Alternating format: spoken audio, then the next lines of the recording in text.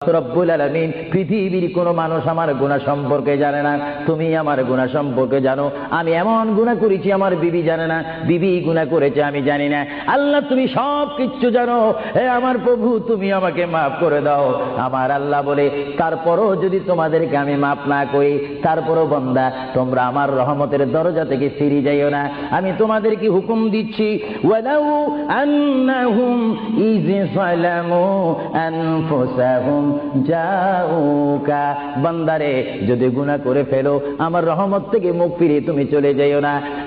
বান্দা আকাশ পরিমাণ যদি গুনাহ করো, পাতাল পরিমাণ যদি গুনাহ করো, সাগরের পানি পরিমাণ যদি গুনাহ করো, পাহাড় তুলনায় যদি তুমি গুনাহ করো, আমার দরবার থেকে তুমি নিরাশ হইও না। বান্দা আমি তোমাকে একটি রাস্তা বাতাই দিচ্ছি, একটি পথ তোমাকে আমি দেখাই দিচ্ছি। সেই পথটি কোন পথ তোমরা জানো?